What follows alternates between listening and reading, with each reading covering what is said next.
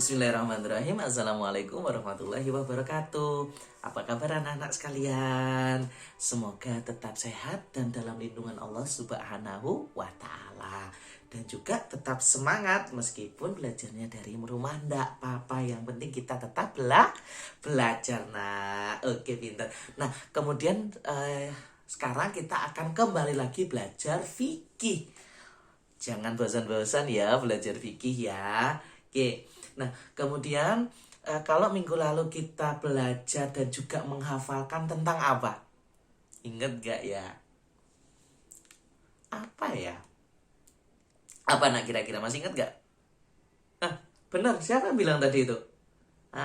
Belajar tentang rukun Islam. Ada berapa rukun Islam itu? Kok ada yang bilang lupa sih? Udah dihafalkan gitu kan? Udah hafal kan? Rukun Islam ada 5. Oke, pinter. Nah, kemudian yang pertama apa, nak? Masih nomor 1 loh ini. Yang pertama adalah melafalkan atau mengucapkan 2 kalimat syahadat. Ingat 2 kalimat syahadat seperti apa? Pinter. Asyhadu alla ilaha illallah wa asyhadu anna muhammadar rasulullah. Nah, arti dari asyhadu alla ilaha illallah sendiri itu adalah aku bersaksi, aku meyakini bahwa tidak ada Tuhan selain Allah. Iya. Kalau sudah yakin bahwa tidak ada Tuhan selain Allah, maka anak-anak semua harus bisa menjalankan semua perintahnya dan menjauhi semua larangannya. Nah, kalau seumpamanya perintahnya Allah adalah patuh sama orang tua, maka sampean semua juga harus patuh. Nggak boleh bantah, nggak boleh sering-sering, atau nggak boleh sekalipun membantah orang tua. Nggak boleh sama sekali ya. Jadi harus patuh. Nah, itu berarti sampean sudah mengamalkan. Nah, karena pada pertemuan yang sekarang, nak, kita akan belajar mengamalkan rukun Islam yang sudah sampai hafalkan. Nah, kembali lagi, kalau seumpamanya mematuhi orang tua adalah hal yang harus disuruh oleh Allah, diwajibkan oleh Allah, maka sampean harus mentaatinya. Itu yang pertama. Kemudian, kalau seumpamanya Nabi Muhammad misal menyuruh untuk sholat duha, karena sholat duha itu banyak sekali mengandung manfaat, maka sampean juga harus melakukan.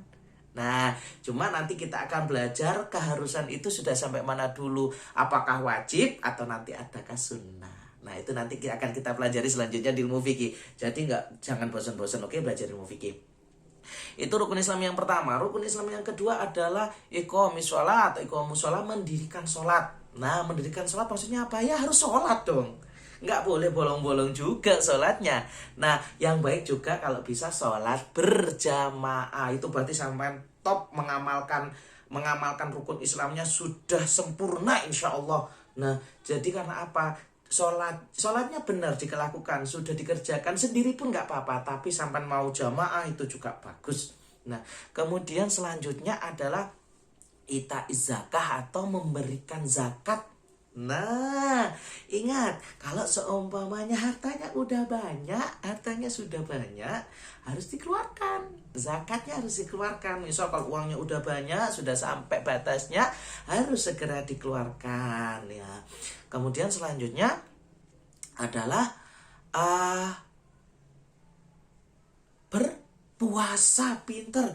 Nah, ini biasanya ada yang bilang, Ustadz aku lu gak kuat, karena aku belum wajib Ustadz, kan aku belum besar, aku masih kecil.